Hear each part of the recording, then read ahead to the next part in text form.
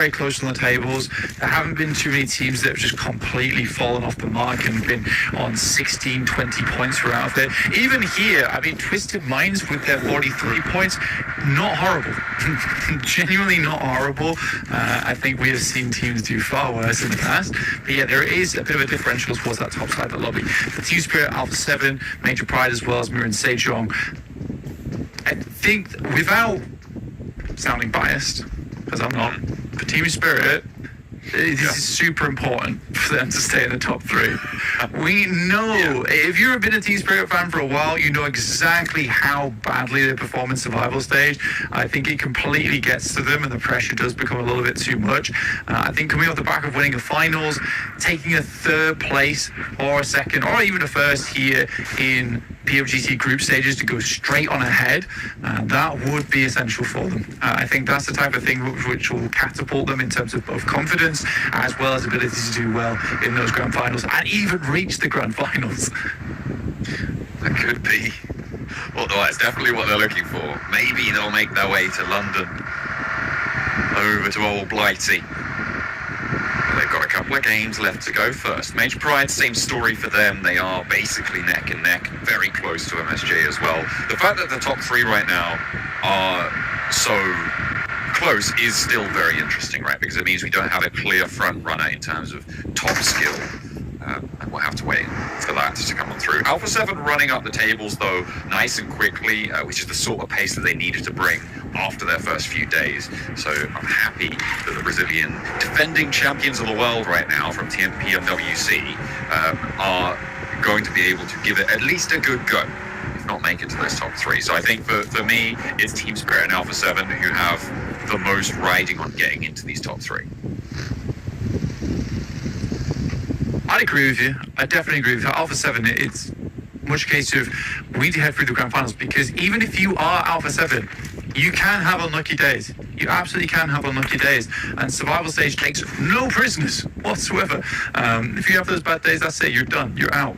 So for Alpha 7 getting in towards that top 3, because they're a team that could absolutely perform so phenomenally well in the grand finals. And I'd even go as far to say that they could easily be the top spot there and pick themselves up the win.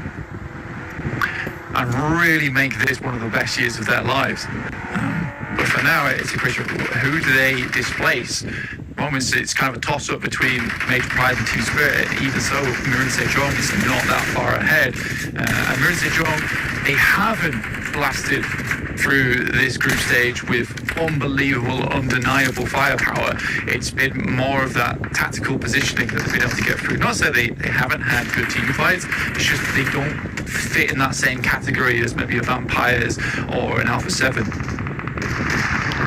Effect with Twisted Minds, or maybe over Twisted Minds, because Nomi's there for the backup. They have high ground position. Coops can't quite get the angle. No MG3 this time. Effect nearly goes down, but fades away and lures the next to fall as Nomi rolls on in with the vehicle rollout. But it's Twisted Minds to suffer. Yet again, Team Spirit handle. But Effect, they're actually really well played. He instantly sees that they are pushing in extremely quickly, imagining that this is probably a DPS push that comes up, so he backs all the way off, gives room for his team to find the off angles and take some nice shots towards them, but all the while just completely go for that backstep the entire time because he doesn't want them to get too close. Twisted Minds just get handled. They really do get handled, and that's 3 extra elims for Team Spirit, place them in 2nd place already over Major Pride. Jumping on up, that's what you want to see. And again, the top 3 so close. Major Pride themselves have got a compound we're very familiar with now to the east end of Quarry. We've been here often enough, and the teams have as well, which means that in general you'll see a little bit more researched, well-laid plans going on here, Blank. I'm interested to see how the teams on the east navigate towards this and approach this central glut of teams. Which is consistently been, which is so many teams heading so central time and time again, and figuring out how you want to play around it. But as soon as they give space over towards that western side and they just moved out of the way, I think that's a fair decision. Doesn't really necessarily benefit them if the circle heads back over towards the eastern side, but in terms of survival, yeah, necessary. Very necessary for them to make that call. Mirror and Sejong, at the moment, just littered around that southwest side. Still playing a little bit of a split on their end of things.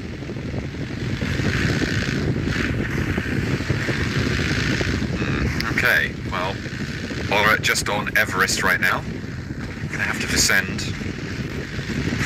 fairly soon. Get on down south because we are centering up onto quarry yet again. And it will be back to the hillside to the east of the quarry mouth and those ridge lines that surround that quarry. Very, very dangerous sort of area. And the compounds that sit around it are so controlling as well. So see who's going to be able to leverage those spots. Bear and Sejong currently still on the south, on a little bit of a split around that quarry area. They're taking up the south ridgeline of quarry in general, with a little bit of an option to transition to the south side onto the hills that sit there. And I think that that's kind of what Mir and Sejong does best in stage 2, is give themselves a lot of viable options to be moving into that mid game. Teams on our eastern side moving in now to Muerte, currently taking a couple of shots as well as Team Spirit, Loops and Inco. I was curious how Inco as well as Team Spirit would play this one out. We know that Inco goes for some bold pushes in the early game, which don't necessarily always work out in their favor. Team Spirit, though, on their side of things, they were very quick to push into position over towards the central side of quarry and were punished multiple times for it. I think they're realizing now this is not the play, this is not the way forward. Shots from Coops, they're looking to finish off this player. They know he's in here, this will be a full squad wipe onto Twisted Minds. Good initial shot, they're going to lose him for that. He goes down and Coops doesn't take too much damage there. Matic, though, good for the challenge. That is really nasty for Team Spirit, right? They knew that they could get that done.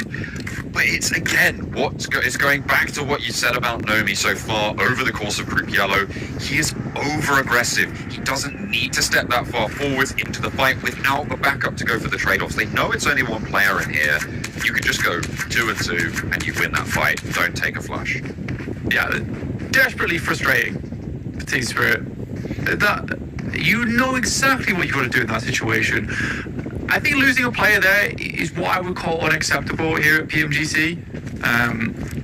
It's an annoying one because we know Team Spirit's good. They're in second place, so it's a mistake that is going to cost them in the long run going forward. To be honest with you, it might be a case that Nomi is getting in his head a little bit. We know he can do that. We've seen days where if he's not able to put up the elims, he's not able to output that damage. There is a lot of pressure on the shoulders of this guy as well. He has been touted to be one of the best talents in the world, PUBG Mobile.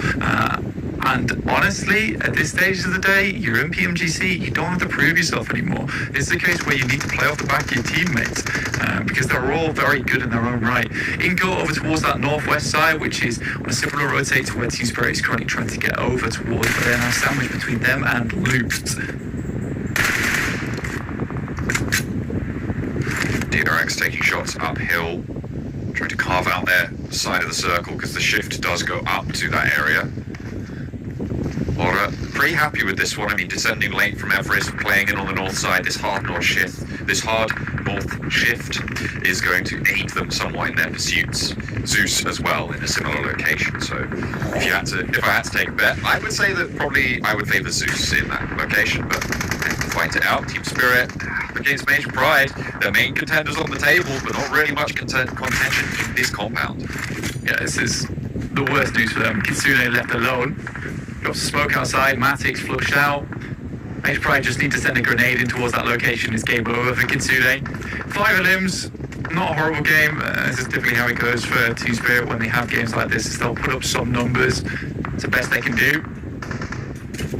That's a nade. It should be. I think it's just a little bit out of the way here. He will survive it. The second one should do the trick though. US station just getting shot out.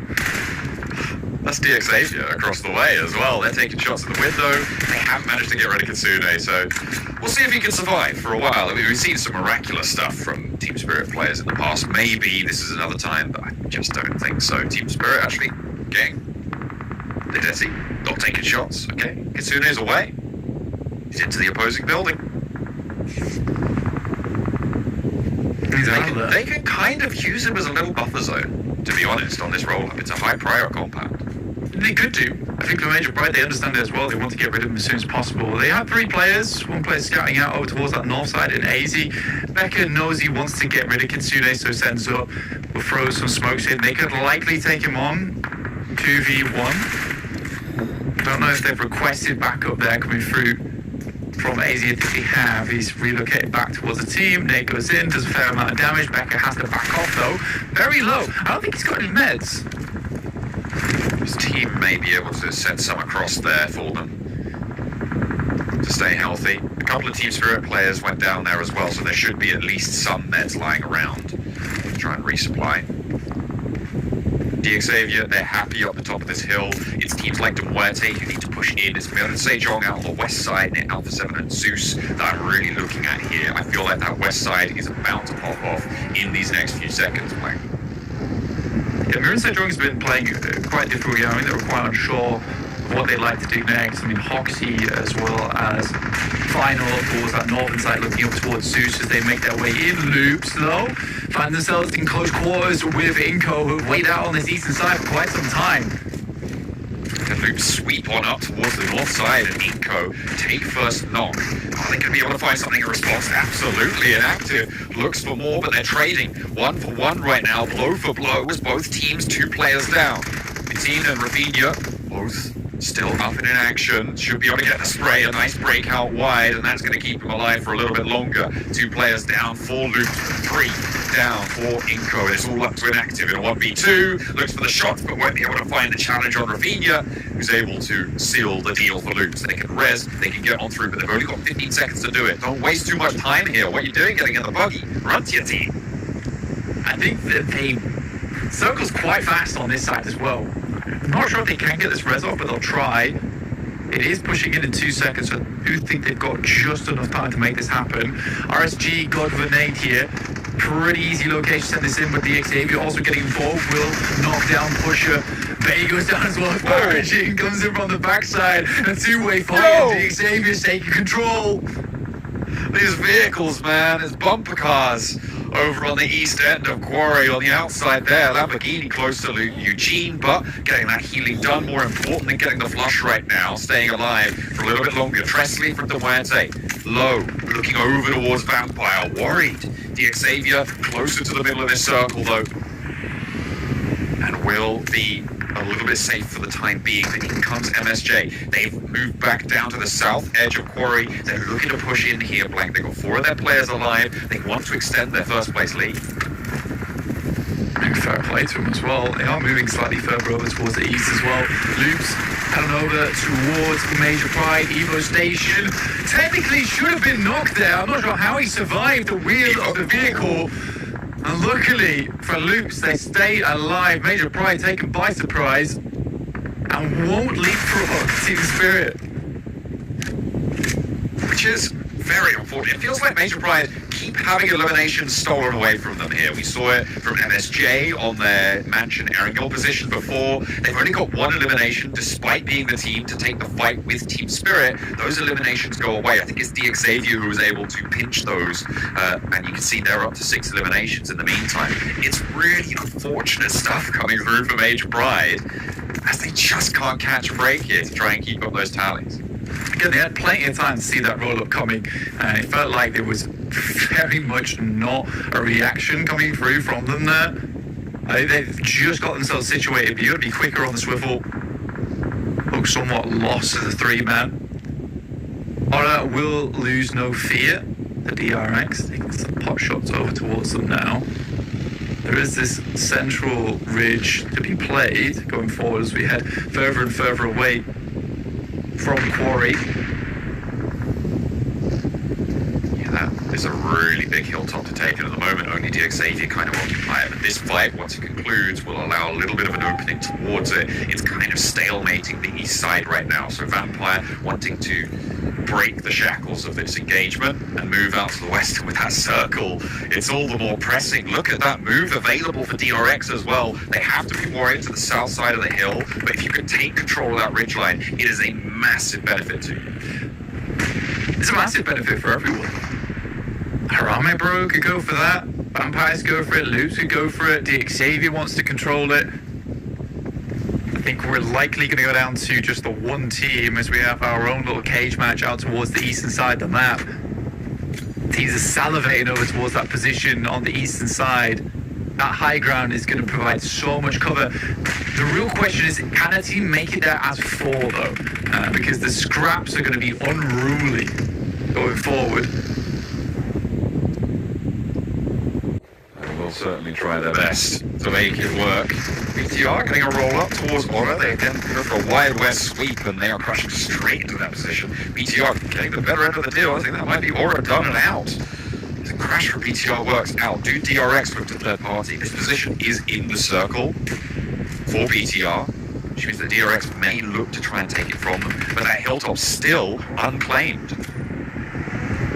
No one playing it right now. NDSA makes the right choice of sending over towards the center of the circle, keep themselves at bay. Alpha 7, another team to keep our eyes on. They've been playing the more consistent game. It's not typically what you would see from Alpha 7, but they know that the goalpost is not to take the win here in first place. It's purely to get into third. And with Major Pride and Team Spirit not putting up massive numbers per game today, just a little bit here and there, which is keeping them in the runnings, there is a chance for them to catch up right now. And I think it's very nice for Alpha 7 to be like, look, we just need to reach a position by tomorrow where any one game could leap us up into second and third place. Not to mention we still have Miramars left today, which, as we all know, is Alpha 7's playground. And that's not discounting the fact that they could absolutely win this one. I mean, they've got that west side compound. Sure, it's not the hilltop, but it's fairly safe. They're leaving two players towards Quarry to keep that back flank occupied. MSJ going to really struggle to push in on them from the south side because of that. And so they are fairly safe to get into a top three. Vampire, finally this fight is popping off, and it looks like Vampire having a terrible time of it. But so are Loops, because Harame Bro have rocked up into this engagement. Vampire down first, Loops taking a knock, taking a casualty. Want this fight to conclude, but MSJ, another team going to layer on this engagement. Yeah, he takes a little clip, but doesn't take a lot of damage there. And then finds the reverse shot over towards Jae-Suk. But the full flash, the white's out there, and the spray down on the long angle from Final. Can they get in and get Jae-Suk back up? I did expect this fight to be popping off a lot more than it actually is, and it's not a third party they were rolling into, because it was Harame Bro to clean up this fight. And this is what Harame Bro has done a lot of, is just being a real nuisance for a lot of our squads. DRX also getting involved. Like I said, it was all going to pop off on this eastern side. Realistically, only one team was walking away with it. It is interesting that Marin Sejong has got themselves involved in this one, and I think, to be honest with you, they can control both the south and the east side of the map if they're able to clear the entirety of this. Jae-Suk does bleed out eventually. The blue zone not kind to them on that position. So 3 players of Marin Sejong. If they can get rid of Harame Bro, it may be worth it. But DRX now with that extended hillside position. This is what all of these teams have been angling towards for a long time on the east, on the north, and it is theirs for the taking. The South Korean team on that east side going to be very difficult to deal with now. Yeah, decent away. DRX has done enough. I mean, they've caused enough casualties, they've caused enough problems, and they resituate themselves over towards that north side and create the line. Marin Sejong can't really force themselves into this without troubles. Does pass back that information about Neil Zada, who instantly starts walking back. He knows he's been located, and the nade isn't far enough. Nade over towards Neil Zada. Will be the end of him. Hoxie launches that one. Overarm on the money. There's still 3 players left for MSJ. They can force Harame Bro out of this one. They can open up maybe a little sideswipe angle over towards DRX, but it's a tough decision to make. That's that high ground coming into effect against Rita. BTR staying alive for it, against it for the time being, but they still have to move south, and it's so difficult with the high ground to contest with. Alpha 7 taking down DX Savior in the meantime. Some great shots over towards them. They have to move in. This is the perfect opportunity. With the back of Zeus going down as well. Lovely maze just piling in. And it's over. Revo. Some crazy lobs from his side of things, but he has been spotted now. Shots coming across the way. I think that is from DRX. But 5 eliminations. Fantastic work already for Alpha 7. They are climbing. Definitely. I mean, 5th place already. If they can put up a 10-point game, they are within striking distance of the top 3 as well, which is exactly where you said they wanted to be. BTR with a push-up. DRX attention drawn away. MSJ, Alpha 7, now is a potential opportunity for them to move, but DRX have to hold this fight out. A Molotov on the forward tree forces him back. BTR yet to take a knockdown, as MSJ do take one in response. BTR finally losing a player, immediately flushed away, and they struggle to make much more ground here as the nades start to respond. DRX have regrouped now, and there's a knock. A little bit too overzealous there, and BTR going to come a cropper on the north side. Yeah, a lot of damage pulled on through to them. Just Leon left remaining. But Alpha 7 took that moment. They took that opportunity. They knew it was available to them. They crossed out into open ground to where DXA was playing before inside that small shack. It's not the greatest position, but it is a position in the circle. Kaite finds Yappy and will remove the obstacle that Marin Sejong has been trying to hunt down for so long on that south side. But they are down to just 2 players now, with Hoxie in an unresable location. MSJ waning now, last player to play on in, and DRX, I mean, they weren't able to handle Alpha 7's little brothers over on Brazil, but this time around they got the full family, all 4 players from Alpha 7 from Brazil, taking on everyone from South Korea, it seems, as Seiwoo, the next to go out. Revo adds that to the tally. 6 eliminations found, and they want 4 more. Let's make it double digits. It's also seen McGrath's actually leading in elimination proportion. I think that he has had such a step up, and he was that missing ingredient that brought all of Alpha 7 together at the end of the day, because they were struggling with their 4th member. They had confirmed over towards Mafioso, Carrillo, as well as Revo, all star-studded players in their own right. But that last 4th player, they were just struggling to find someone who could match that kind of energy. And McGrath's done it perfectly. We'll drop some smokes now. There isn't really anyone close by to this to start sending nades in. With a shift on the circle over towards the western side, suddenly DRX are in a difficult scenario. Let's compare this almost directly to that last match that happened back over in military base, right? A high ground position on the east side of the circle for DRX. The thing that brought them down was a close range sticking point. And that's exactly what Revo has delivered to them yet again. Both Brazilian teams seem to know what stops DRX in their tracks.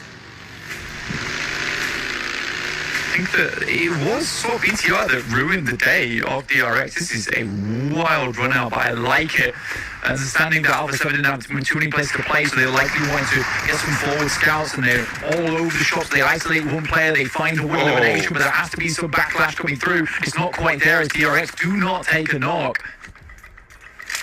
No response found, and Revo cannot control that run-up. You can see how much broadside he had on that angle. The fact that he didn't take shots or they didn't land either way is so impactful. That little dip just beyond the headland keeps DRX safe for long enough to find that opening, and they get a second against Loops. They were denied. The high ground, that run up the tower, not looking so good against them, but this time around, Brazil cannot weather the storm, and it's South Korea back in the driver's seat. A 1 versus 4 for Carrillo. He's good, but I don't think he's that good.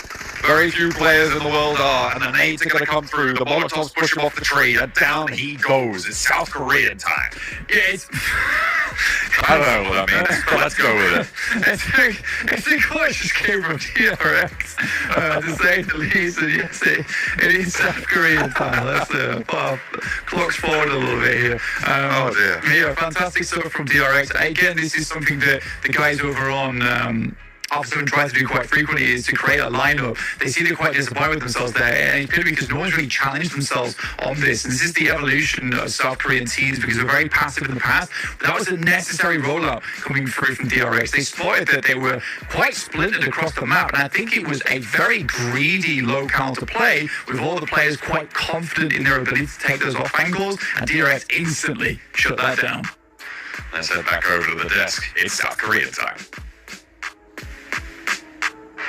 It's not just South Korea time, it's Brazil versus South Korea time, because that's all we've had in every single Erangel today. Whether it was MSG up against Alpha 7 in the first Erangel, Loops up against DRX in the second, or Alpha 7 up against DRX in the third, it has been ridiculous. However, I should say this, Hot Juice and Max fan, technically Brazil won more in these 3 games because of the chicken dinners.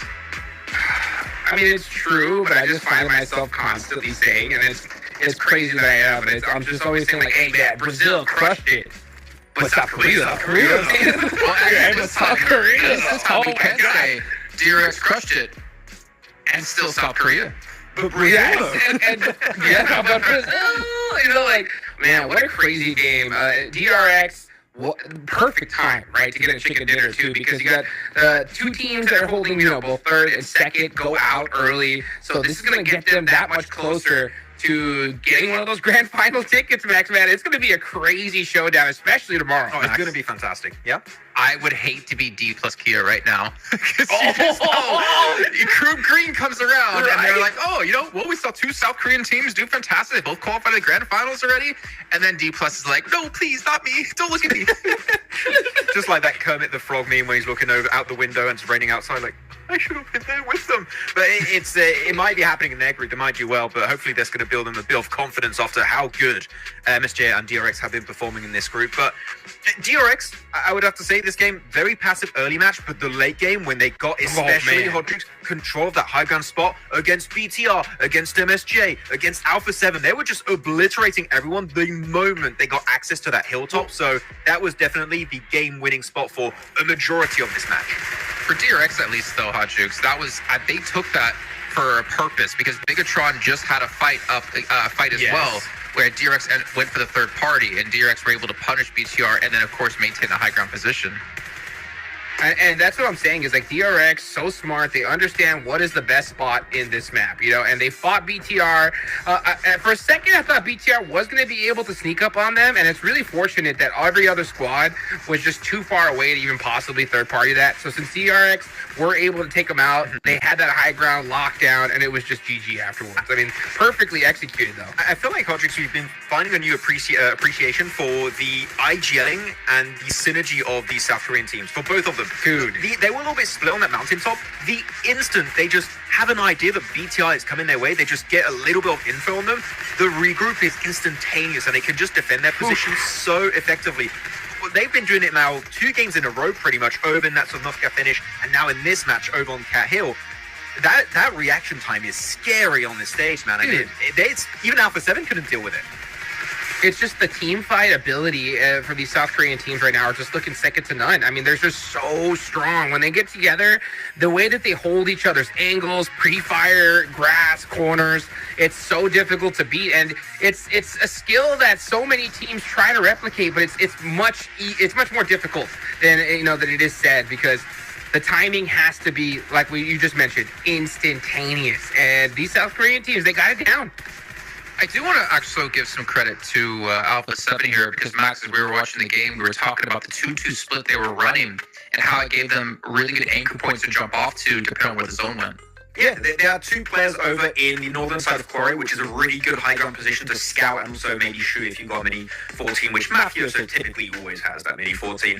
And then you have 2 other players north of Quarry in the one compound surrounded by fields, which that is great, because technically from that angle, the 2 players in Quarry, right, Jason, can actually assist your team if you get crashed, or at least give you information so your team can prepare in case you have to leave or if a team is coming your way. So it's a good early game split to have, because the information game is really, really solid, and it just enabled them then to rotate later on, because again, they had that information in the first place. So yeah, we didn't talk too much about it during that game, because not a lot of the focus was on Alpha 7, but for me, it was just a solid position, one of the best splits you could have realistically in that circle. I mean, with the amount of times, Hot Shoes, that we've played a zone similar to this in this group, I would hope every team knows exactly where to go for this. For sure. And Alpha 7 is one of those squads. I mean, let's be real. If Alpha 7 had the hill that DRX had, they would have won that game, right? It's just kind of the way it goes down at certain points, But one thing I love from these South Korean teams is their early rotates, their ability to, no hesitation when it comes to taking the right fights. That is what they're so good at. And that's what's putting them above everybody else. Because when they win big. And that's why they're on top of the leaderboards. I mean, look at this. MVP, 5 eliminations, 851 damage. I mean, these guys came to play today. Yeah. It's really funny sorry, I want to jump in before to wrap up the end of this game. But it's funny because Alpha 7, their whole understanding of this game, well, we know as a fact DRX are going to get pushed over the hill. We know. But the thing is, DRX knew that Alpha 7 knew. So No, they were no, man, stop there. You're gonna hurt my head. and so they tried to outplay the initial Did outplay Alpha that 7 know that they knew? They didn't, because they didn't win. They didn't. True. Yeah, and then it was due South Korea at the end. So it was a little outplay to send it south because they got that high ground position and the angles that made it possible for them to not only win this game, then Hot Troops, but push themselves for the first time into the top 3 and push out Major Pride for the first time. Man, South Korea, both in the top 3. What? Crazy. And MSG didn't do bad either. They got some great points this game too. So I mean, they're putting themselves a step ahead of everybody else. 141 points. Of course, right now we're going to be staring at that 4th place. Only 1 point separating between 3rd and 4th. Man, I mean, this is starting to get really, really interesting. Especially if the next game we see like a big pop off one from like Vampire, Xavier or Zeus. We're going to have so many squads hunting down top 3. Almost the entire first page. I really need to get a clip from PWC where Clark's like talking about like South Korea and stuff, and just show him this and be like, man, look what they're doing now. It's insane. Look, just watch. Yeah, Luke's got to give credit to as well. No placement points in that game, but 10 eliminations. And as we heard with the interview with 7, they're definitely starting to put into effect and see results of what they've been working on these last couple of days. And it's been able to push them up in their leaderboard as well, which is super important considering they were outside top 11 at the start of the day. Currently sitting in 9th place now at 81 points, whereas fore has fallen down into there. And Eco are slowly starting to fall as well. It's been a damn ridiculous game here, but Hoxie, as we can see from MSJ, going to be currently still leading in damage, able to surpass Nomi once again. But Aaron from Zeus is there. Like, sure, we already talked about, like, your Hoxies, your Nomis. That was a little bit split that game, by the way. That's brought up by Blank. That was a bit risky. But man, Aaron is up there in terms of damage. So props to him. He's clearly like the standout player from Zeus so far. So yeah, decent attempt at rotations and stuff. And I would have to say, sure, top 3, not feasible, Hot Troops, but for the first time in a global tournament for this team, I feel like there's a very good amount of potential for this squad. Like, the ceiling is high for this team, and I can't wait to see, like, maybe next year how the things are really going to go for them if they re-qualify to a big event like this. Dude, absolutely, look at that, right? Group E, also known as Brazil versus South Korea. It's so true how that's coming out to be right now. And you're right. I mean, just to see how they performed in their first showing at this level, it's insane. I hope that they replicate this in the grand finals. Because honestly, I've seen a good amount to where I've seen a good amount to where if they get there, right, they should have a good performance, because these guys, they don't hesitate. They take those fights instantly, and they have won more than we've seen lose when they get a good advantage. Welcome to a quick report with the 7WG in regards to Twisted Minds. I got a chance to talk to their coach, Dadinho, and he told me the reason why the team wasn't performing that well in the first 2 days was due to them just getting distracted during the matches. They weren't really following the game plan. Coming into day 3, they have been following that game plan. Even though some games haven't gone their way, they're trusting the process, and so far, they've been able to actually get more points than they have in day 1 or day 2. Can Twisted Minds rally and at least make it to survival stage?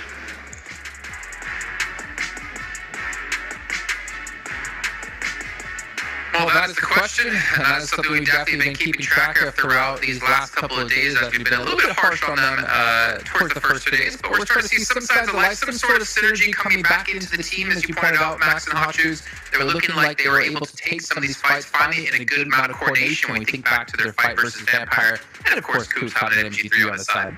Well, that was the game before the previous match. This previous game, it was bad. It did not work out. They thought they caught Team Spirit off by surprise, and then unfortunately for them, Team Spirit had some really solid angles on the ridges north of the Southern River, and it had such a good position. And then they lose everyone except for Coops. And I got to tell you right now, Coops must be a little bit frustrated, Hot Juice, to some extent. He's soloed so many times in these games that, again, internally, there might be some friction going on.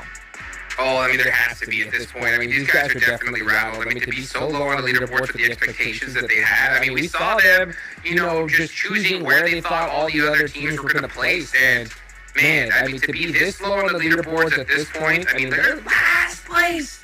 44 points in this many games. Ugh, I mean, I was happy to see in that game before, like, they finally put something on the board. So I think we're seeing a little bit of sign of life, but it's not nearly enough for me to be happy. Neither Coops or anybody that's part of Twisted Minds right now. Speaking of signs of life, Loops, man, their showing some signs of life here today. They're talking about, South Korea versus Brazil, and a squad that, again, they have a lot of pressure on them, not really experiencing PUBG before the first time here. It feels like they're starting to hit a little bit of a groove, but the question is, will that continue? Do you realistically think they can maintain this kind of pace in the grand finals against the best of the best of the best? I don't know anything anymore, to be honest. I mean, who knows? I mean, MSJ is going crazy here. Major Pride was up on top. Anything can happen here because it's looking like these squads, they did their homework, right? So I can't wait to even see what's going to happen in these next groups coming up. Yeah, I'm going to say, Jason, I'm going to give you an answer. I'm going to say yes. The macro, the way they're playing, I think would work great in a tournament like the Grand Finals. And yeah, I'm confident that this playstyle is going to be successsul. So give me more of that. We're gonna try to give you more of that, Max, and you don't even need to give the please. We're heading over to our last two matches here today. It's day 3, and we have Miramar back to back with Johnny Allen and Blanky Blink. Thank you, JC Jason, I guess. There we go. We've got more of that coming right on up in this map. Of course, we're over to the desert once more, Alpha 7's playground, but it seems like maybe they don't even need it.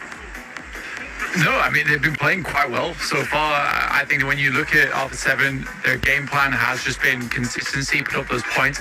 And it's quite atypical of how Alpha 7 usually plays as well, which is a bit more aggressive. I think that they coined Brazil as an aggressive region purely off the back of this team and a few others.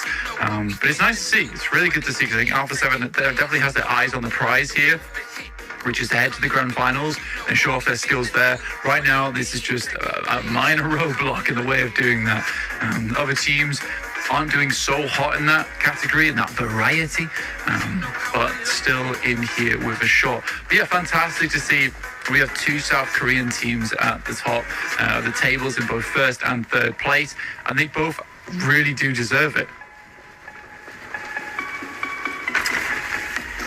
Real good fight for the top. What a way to contest Group Yellow, which a lot of teams coming into this one thought of with a great amount of fear here, but it seems like South Koreans just weather this storm so nicely, and it's working out well for them. A hard north shift. We're going up to the top of the map here. We've got Oasis still in there, La Copraria, water treatment, the high grounds that sit on the south of Copraria as well.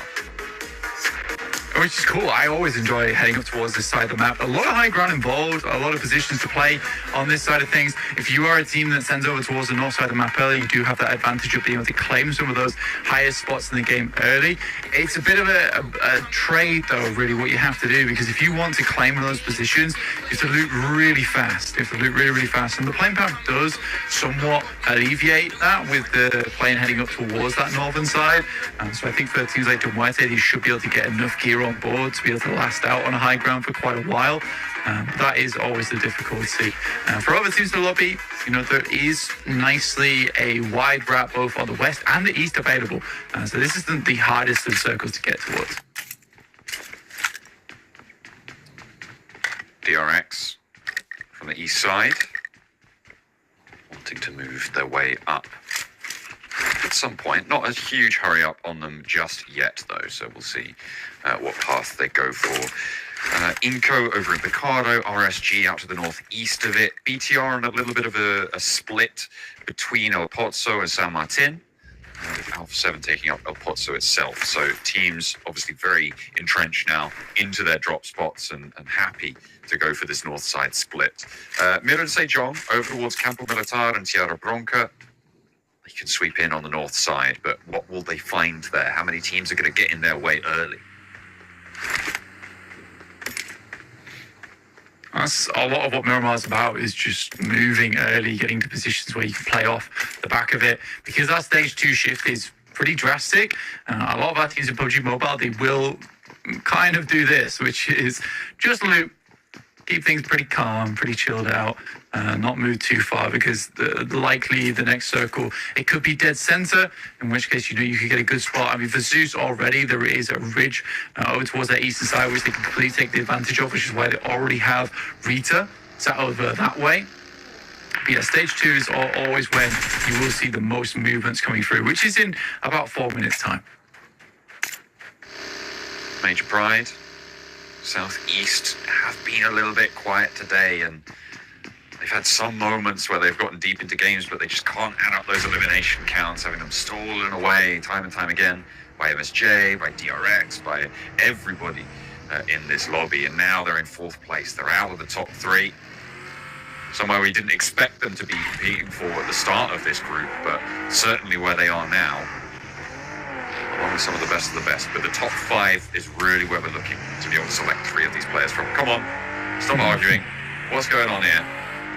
Incredible fun. Loses out on the ramrod charge. I will say one thing about Alpha 7 is I think they need to loosen up a little bit because we are seeing games where they get really far into it. Sure, it's not an easy position to play on that last match, and they lose a player on the side, and they have to play that split because everyone playing inside that shack is basically a death sentence anyway.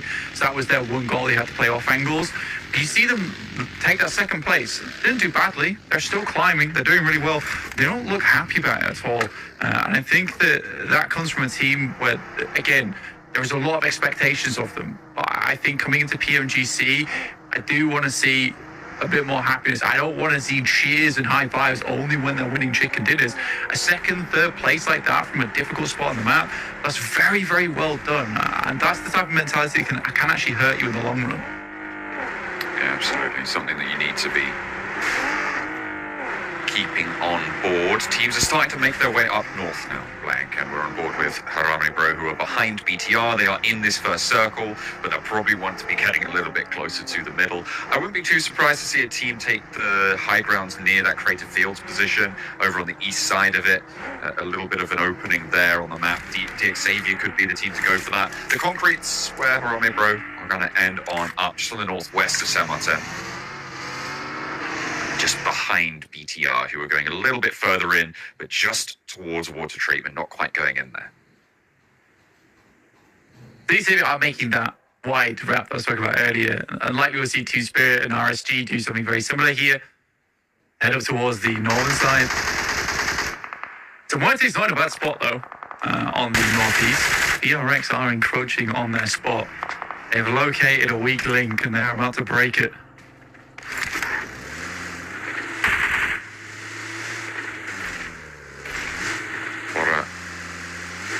Side just over the ridge line from a very dangerous position. They spotted it, Zeus. Ooh, a couple of shots traded back and forth. Just 2 shots from each of them. They'll pop that magazine back in, get the reloads going. No point doing much more than posturing at this point. I mean, you're not going to go for a roll down. You're both in a solid position. Not really in your interest to go for the fight. Just hold each other at arm's length. Especially amid the next circle shift. This is time where you don't particularly want to get yourself into an engagement too early. Mirin Sejong understand that, as the DRX. All of them are both slowed down to a crawl here, moving through the circle. At this point in time, all you're doing is just circling around, and Mirin Sejong even take the wide wrap over towards Oasis on that north side. Potentially get a better position to rotate from. You are limited your options by doing this, though, because if the circle shifts back down towards the south side, it is a long, long journey back out towards the east to make something like this happen. It's a real lull in action at the moment for our teams. Yeah, we're still on 64 players alive at 8 minutes on the clock here, going into the match. Generally, you're expecting to see 1 or 2 casualties, but no one really close enough. I think Harame Bro and BTR may start to have something to say. Twisted Minds as well, I think could be in a little bit of trouble right now. Team Spirit coming in late could also get involved with Inco, but it looks like they're heading further west and out of the way of them. However, Inco may have had the same idea. The rotate there, potential hop out. Maybe we're going to see our first engagement. A hard northeast shift flank. We are going right to the top. We're keeping the letters on the map still in the circle. Yeah, afterwards those silos as well, and Tora Ahmad, a really interesting position to be fighting out on. You saw how barren it was already on that north side where Mirin Sejong was rotating through. There is some cover, but it's mainly just foliage, honestly. Not going to give you the most amount of defense versus bullets, but it might keep you out of the way and stealthed from those players. Inco make this decision to move back up towards Picardo Way and split up away from Team Spirit as their rotate comes through. Yeah, both these teams now have the longest journey ahead of them than any other squad. Team Spirit now barely on the cusp of second place. They want to keep themselves in the running for tomorrow desperately. It's absolutely what all of these top 5 teams want to find themselves with, a decent platform to make their case for a top 3 spot and a direct ticket to London to get to those grand finals. It would be the end goal for everyone here. I would absolutely love Team Spirit to get there. I feel like it's been such a long time coming, and if you've watched us commentate in the past, you'll know that we've been following this team, these players, for such a long time. But they just haven't been able to find that final push to be considered one of the greatest teams in the world right now. They are always consistently like top 5, but they're never in the conversation right now for top 1. And I feel like it would be such a great turn of events for them to be able to get up there. But right now, they aren't displaying it because they're overshadowed by Mirin Sejong, by DRX, this South Korean approach towards greatness now. And the next challenge they'll have is against Nepal. It's against Ora. As Seiwu steps out, but tucks back in time to stay alive. I mean, they already find the knock onto one of them, and another good shot over towards Malik, who's forced to go and heal.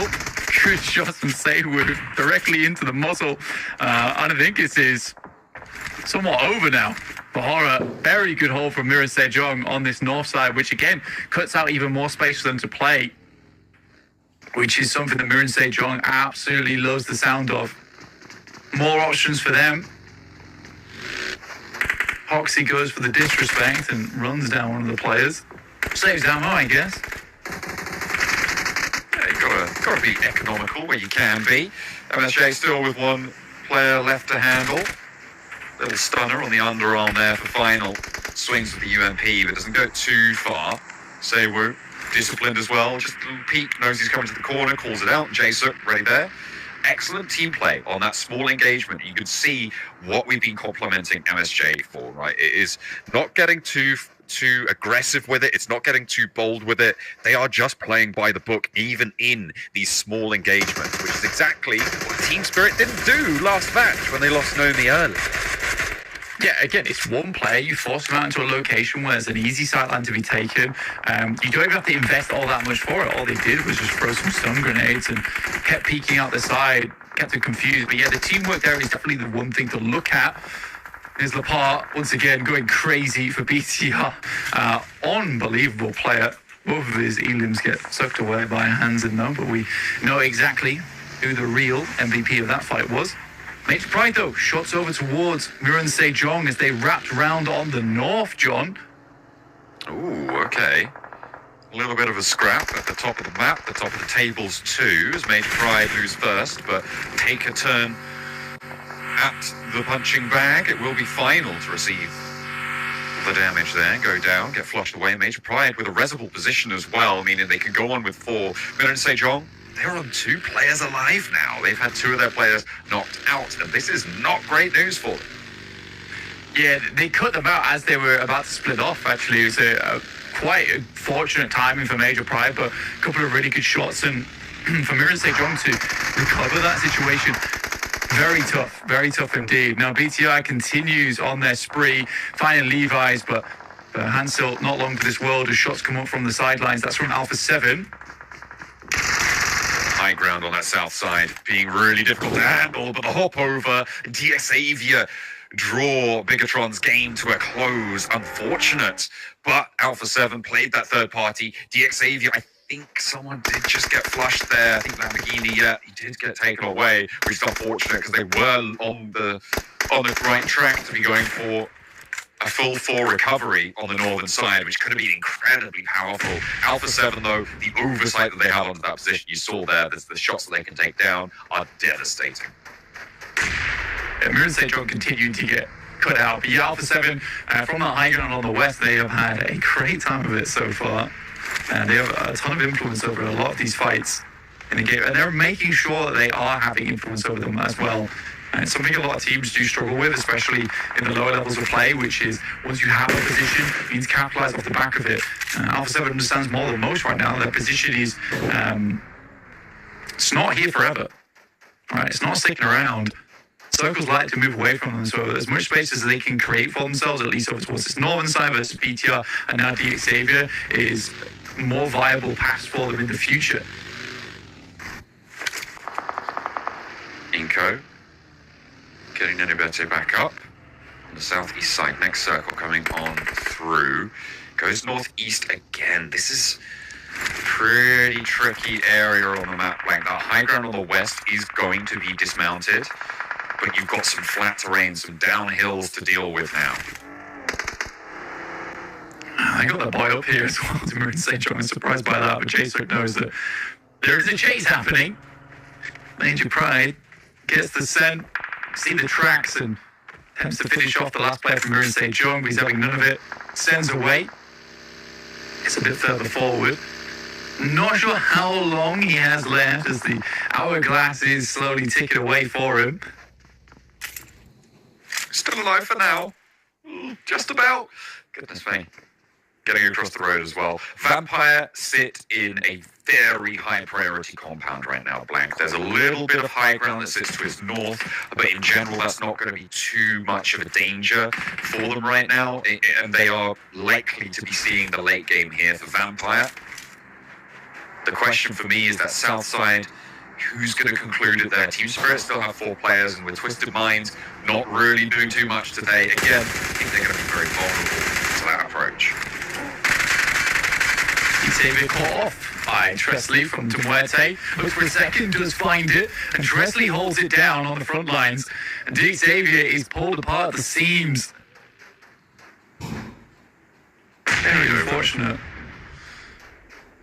Not going to find the money there for Tresley. Another attempt. That one looks a little bit better, but goes left this time. Eugene nades Pusher as well. Not quite connecting. That one nearly finds the Detti, but the heals there. Doesn't eat the damage from it. The spray on the cross. They know where they are now. The bounce on the nade.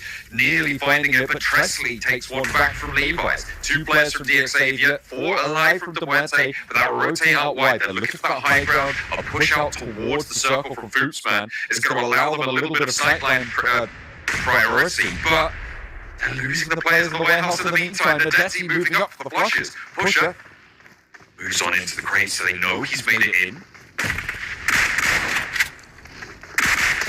Goes through the nades a little bit too far, but definitely damages him. Wins 1 tick, at least from the DPS, but he survives the first shot. Will get the headshot by jumping over the top side, and a tremendously bad fight just appears here for Muerte. They have all the cards in their hands, but they threw them all away. They folded this fight like nothing else.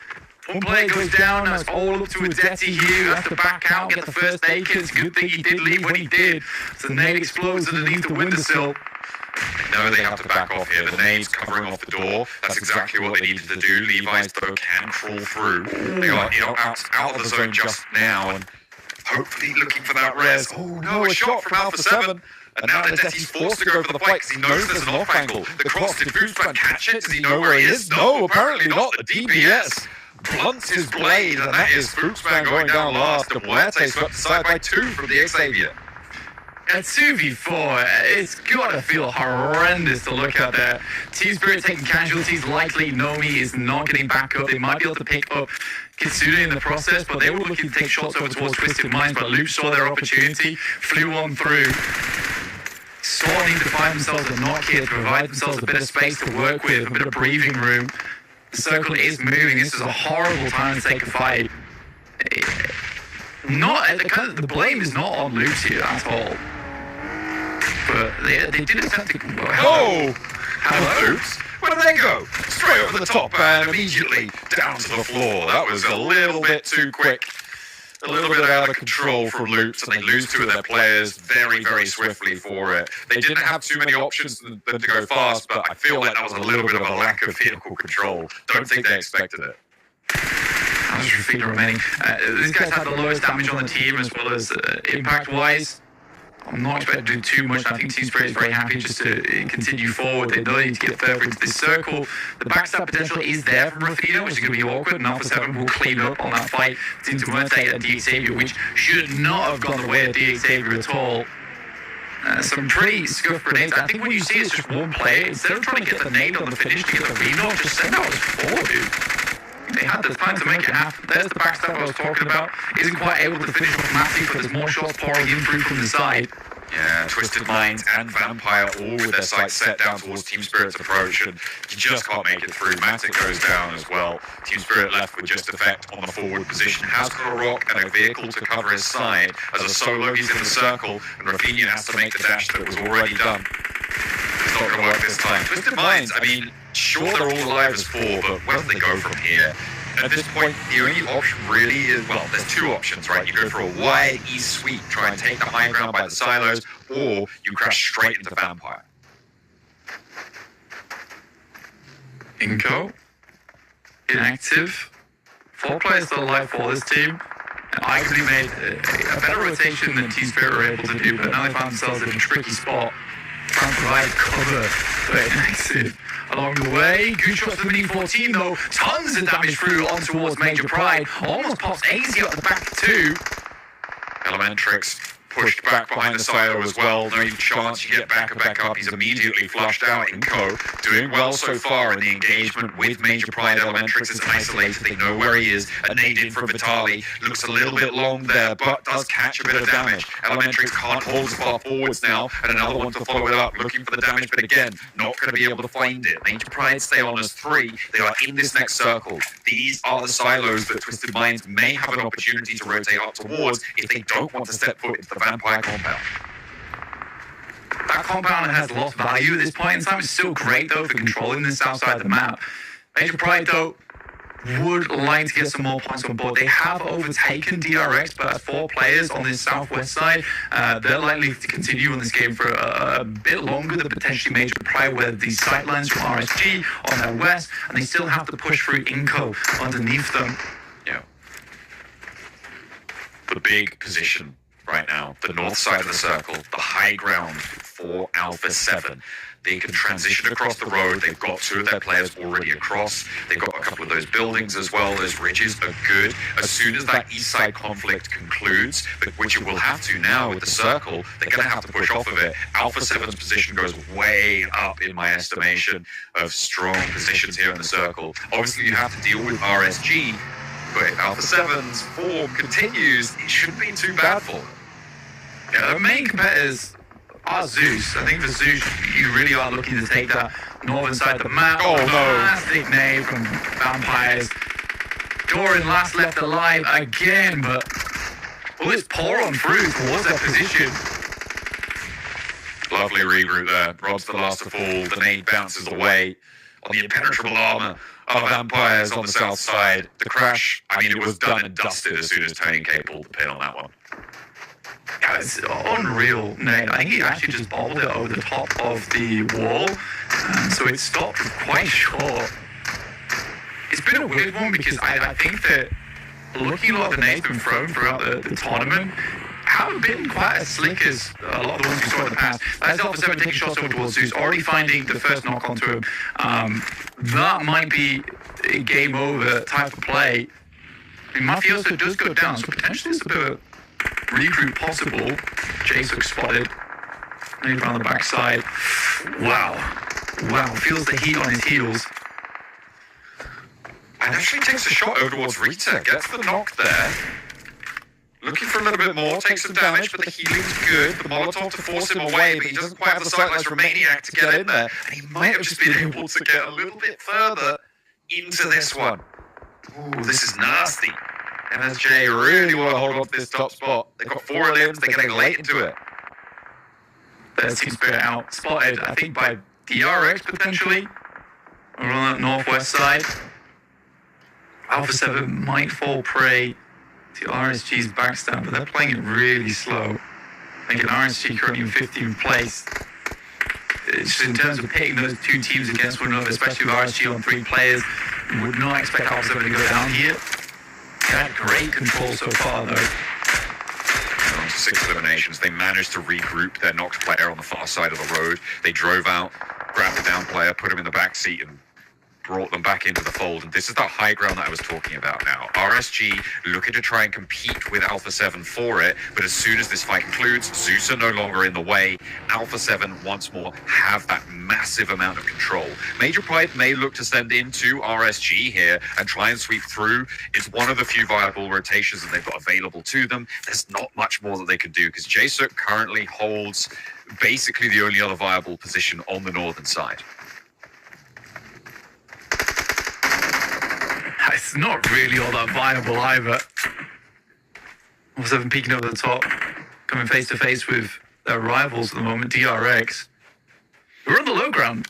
I mean, it's going to be a bit difficult. At the moment, I would say Alpha 7 just has a bit more space to work with, especially with this hillside, and gives them ability to peek over the top and then retreat backwards. Somewhat sandwiched, and the circle moves away from him on towards Jaesuk, who is somewhat safe just by the pure fact that a lot of our teams around him have to fight in the first place. DRX may just keep a little bit of the ridgeline on the south side, and I feel like they could definitely are the sort of team that can leverage that and make it work. They have always, well, over the last 3 games, every single time they found themselves on the edge of one of these last circles with a high ground ridgeline, and they have done very, very well from these positions over these last few games. So we'll see if they can repeat that performance here. Alpha 7 going to be pushed off their ridgeline position. They'll conclude the fight with RSG one way or another. Yeah, they know they need to. They send these nades in. That's a fantastic one.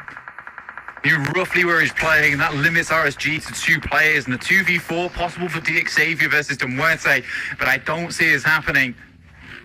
RSG versus Alpha 7. Major Pride up to 5 elims now. From that east side, though, they've definitely just got to move soon. 5 elims is good, but Inco, yeah, they've got that fight, and it's been brewing for a while. Major Pride do fall, and it's DRX's opportunity now to keep climbing these tables, maintain that 3rd place spot that they started the match with. But if Alpha 7 have anything to say about it, they will be the ones to take on DRX in the final circle again. Blank, it's just South Korea and Brazil all the way. It's fantastic. Really fun to see this rivalry forming between these regions already. Inco down low at the moment. Vampires opted just to kind of let 2 of their players just fall to the wayside. Could not find a way out whatsoever, and now hold up behind a vehicle at the moment. Damn, okay. I don't think that was even coming through from Vampires. A shot from Alpha 7 immediately put down. Oh, Jaesuk now with a test. Will not be able to pass. RSG, they've been bumped down to 2, a 6th place finish for MSJ, and that is not a terrible way to close out that game, considering they were on a solo for so long after Major Pride did a lot of work against them at that north side of the map. So, how far can Alpha 7 and DRX take this one? Alpha 7 has to come off this hillside. Luckily, they've still got vehicles to work with. I think that is the major boon for them. Ooh, dude, needs to get out of the way. QXZ forced downwards, and again, what? This is happening exactly again. DRX takes a knock, whereas they're the only ones with proper sightlines up towards Alpha 7. This gives a chance for Alpha 7 to do this. Uh-oh. Oh no! 3 players go down! 2 to G-Bay on the off angle, and Lighting as well on that shack will hold his nerve, and Alpha 7 are on 1 player. They disappear, evaporate against Ragans, and now the north side is opened up. DRX, they're flagging a little bit as well with the off angles from Vampire. Sure, there's only 1 player, but it's going to make it so hard to move. They're a little bit entrenched here. Luckily, there's a knockback over to Vampire, but Carrillo left as a solo. Things take a turn for the worse for Brazil. That is a disastrous push coming through from Alpha 7 down the hill towards the shack. Also, Harame Bro as well as RSG on these insane holds. Stone using the most powerful of cover, the cactus. But finally gets taken down. Alpha 7 tries to move out, leaving just 1 player from RSG. He is able to pick himself up another elim point though, so can't say he's too unhappy with that. And DRX looking for the back-to-back. Lighting goes down last, extinguished by DRX, and it is once more South Korea to take the top spots. It is going so well for them. It's Brazil for 2, then a South Korea back-to-back, and it's DRX to get both of them. Do you know what time it is, John? What time is it? It's South Korea time. Oh, hell yeah, absolutely. Let's head back over to the desk to break down just what makes South Korea so special playing from the south side of the circle.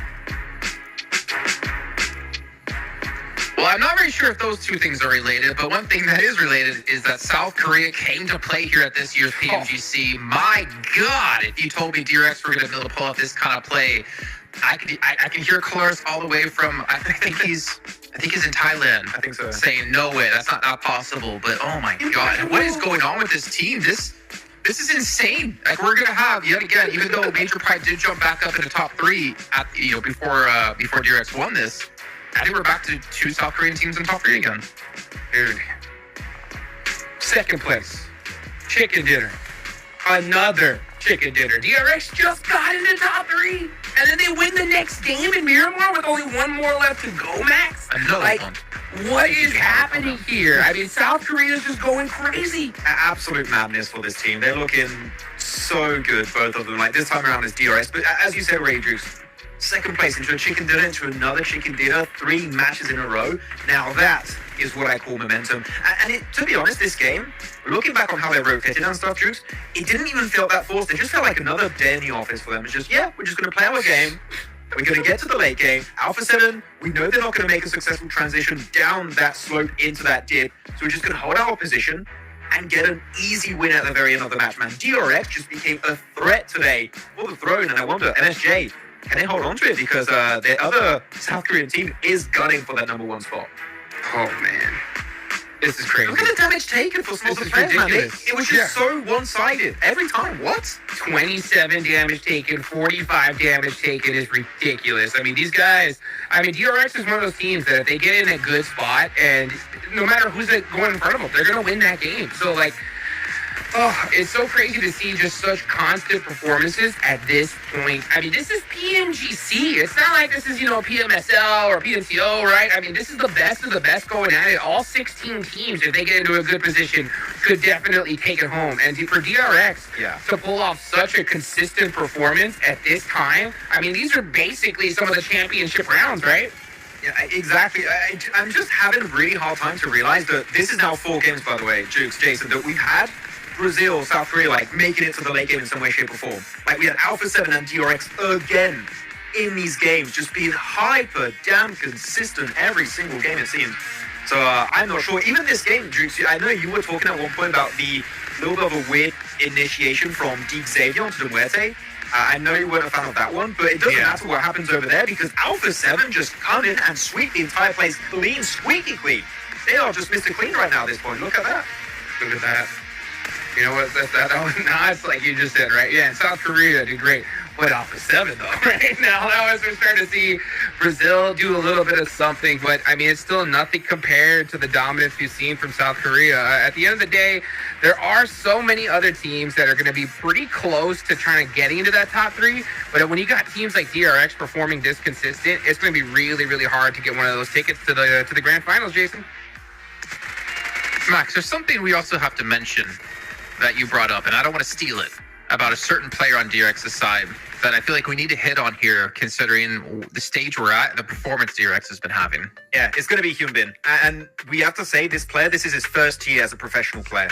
And the fact that his first ever attempt at a PMGC, Jason, he is playing so well with his teammate is exceptional. I think I've never seen such a good first year from a pro, especially in 2024. Most players are back from 2018, 2019, 2020. For first year, the fact that he's dealing with all of these OG players and teams and doing so well is an insane storyline. And if he can go the entire way into the grand finals too, that would be one of the biggest rookie storylines ever in PUBG Mobile esports in my eyes. Agreed. Looking down the list here, Alpha 7 still putting up 13 points. Reagan's Gaming, which we haven't talked about honestly too much, Max. I know we were really talking about how they always seem to lose players early on. They did finally put up, I think, their best game yet. They still lost players early on, but they got placement points.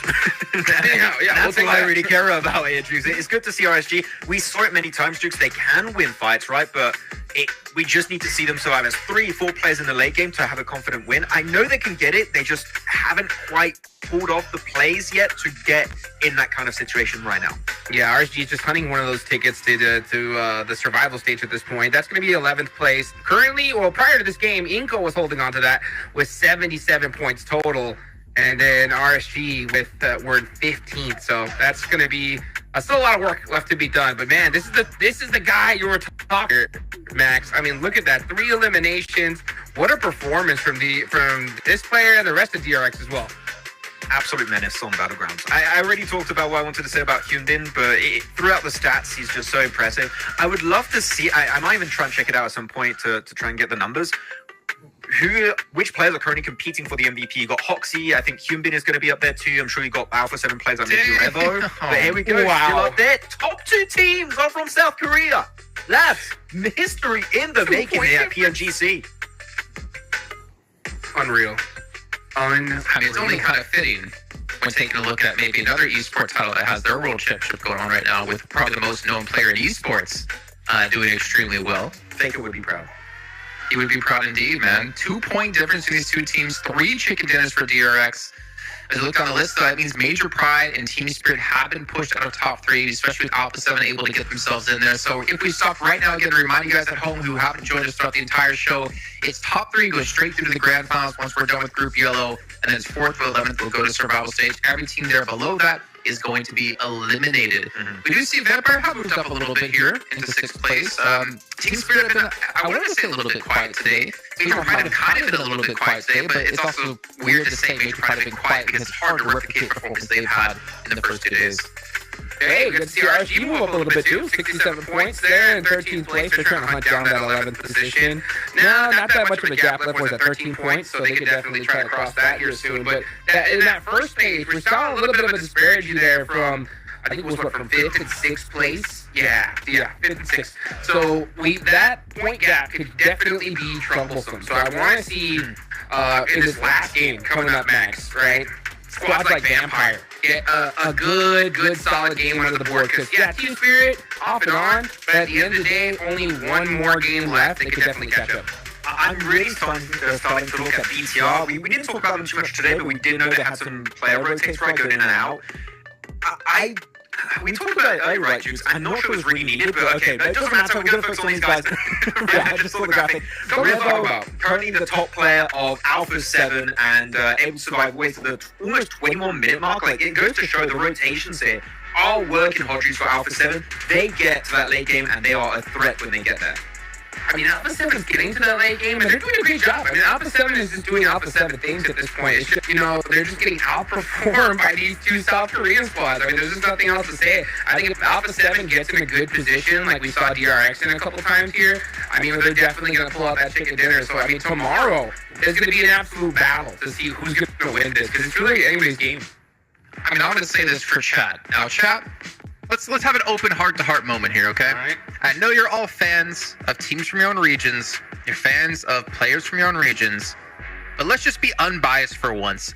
How damn good have these 2 teams from South Korea been playing? This has been ridiculous. You cannot, no matter how biased you are, I know we're going to get a lot of Jonathans out there and Team Souls, but you have to respect the level of play that South Korea is bringing in. And we're going to ask you, who are your top 3 teams right now in Group Yellow? And again, do it without any bias, because you have to give respect to some of these teams. The work they put in, the turnaround they've been able to do.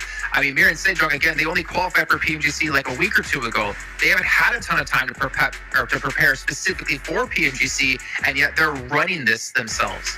I think the top 3 is going to include 2 Korean teams right now, Jason, for a lot of people. Dude, I'm just looking at the chat right now, and I just saw a comment from says I love Jason 93 that Inco will be top 3.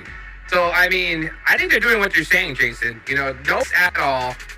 What a comeback is coming. It's your beard on the line, not you. So, I'm not worried about this. You keep that running all day long, and I'll keep dreaming about ripping off those strips of hair off your face. But yeah, no.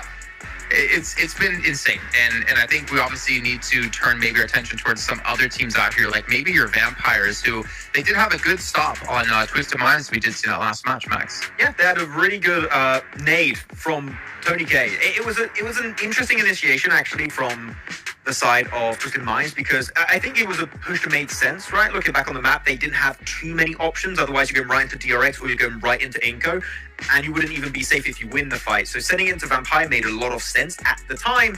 Unfortunately, the big issue with these kind of compounds, Jason, is that you have these little walls that surround the premises. And if you crash it with 2 or 3 players in one car and you crash it and the team knows you're about to crash, you know they're cooking that nade. Like instantly, they're ready to chuck it onto you, and the moment you crash, they're going to throw it over. And that's exactly what Tony K ended up doing. He chucked the nade, instantly gets 2 players knocked and does a lot of damage on the 3rd player. That push was ruined pretty much instantly by Tony K alone. So Twisted Minds, it's good to see them do a play together. Just don't do the whole dying thing together. You know, just eliminate teams together. I'd love to see that, please. Also, credit to Jay Sook as well, coming from MSJ, right? We saw them take down Horror, then they got in a fight against Major Pride, but he survived, right? I think it was 11 minutes past when his team died, give them some extra placement points, and more importantly, maintain their number 1 position at the moment. I cannot understate how important it is to get every single point possible, because your future could be decided by that 1 point. You could be going to grand finals, you could be going to survival, you could be not even making it, and you have to go home. I love it. I love seeing, first-time players crushing it here. South Korea versus Brazil. One more game left, Jason. That's the regional clash I want to see happen. Give me Brazil versus South Korea in the future. But we're going to head into our final Miramar of the day, our final map of the day with John Allen and Blink. We've got one more lap around the block, and it looks like, as you say, guys, it's South Korea or Brazil leading the race right now as match 18 is underway. We're going from Los Leones up towards Ruins in the northwest side of Miramar for the final time today. Planes out, players are out, ready to pick up some more points towards the end of this one. Top 4 elims, effect with 12, as well as Nomi on 12 as well on Miramar. Two Spirits definitely putting up the pain when it comes to this map, but not particularly taking a huge amount of points home, and I think they have now fallen out from that top 3, which is unfortunate. They're not that far behind though, but neither is Alpha 7 looking to put up some more points. I think they played a pretty damn good game up until the point where they had to come off from that hillside. That was always going to be the tough factor, but they were given a chance, and they took that chance very well, where DRX got themselves into a fight with the final players from Vampire, and then you had them fall down versus RSG, man. I mean, that's a kicker. Yeah, that's far from ideal, right? That's not where you want to be drawing short, but the battle for the top 3 spots is really starting to define itself now, with our top 5 teams really giving it their all. You can see top of the tables on elims for Miramar. Still Team Spirit, they are doing very well, but Hyunbin there, I mean, he's on the ascension. Today is his day, and this is his season. We'll see if he can keep it on going, because right now they're in 2nd place. MSJ 2 points ahead. It is so unbelievably close. And the fact that DRX has been able to catch up this quickly is very much the wild prospect that we did not expect today, with South Korea taking 1st and 2nd spot. Very much unprecedented since the days of D plus Kia, when they sort of coined the central position approach towards the circle, just taking one of those really strong spots where I think that the lobby meta was much more focused on edge style sweeping. But yeah, it's super cool to see. And something that we've not seen in a long time when it comes to those international tournaments. Like, these are probably the best 2 South Korean teams in the world, as Jason was saying. Ooh, Douglas Kia, you better perform. It's a real gauntlet for the other teams from the region. You're right, it's going to be tough. Inco in the middle of this circle right now, so we're going very, very central on this one. They'll be able to establish themselves fairly quickly, or one would hope anyway. They still need a little bit more loot by the look of things. MSJ and Impala can head out to the west as we get a little scope out of their drop spot, of their locations that they've had. They've got Sewu out closer to La Bendita, making sure that they have got a little bit of information out on their first move as well to the west side. We'll see if they can stick their way in on the north side of Los Leones underneath La Bendita, make a rotation towards the middle. It's a super central circle, actually. It really benefits absolutely everyone in the lobby. I don't think anyone's put out too much by this one. Yeah, we'll be keeping an eye on this top 5 because they're the ones that distinguish themselves from the pack now. I would say absolutely. With 133 being that cutoff, but down to 6th place with Vampires and 105, which is somewhat of a drop, right? It's somewhat of a drop.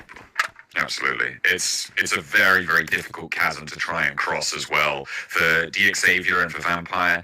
For me, I mean, after today, it feels like they're probably the only 2 teams that could jump up into that top 5. But even then, this top 5 is moving in lockstep with another. We talked a lot about how South Korea are moving up these tables and surprising us. But we've got Alpha 7, Team Spirit, 2 teams that we were expecting to have something to say about this lobby. Major Pride, one that we weren't so much expecting, but all of them are making those increments. They're putting up, 5, 6, 7 point games consistently, and that is what's making these top 5 so difficult to catch.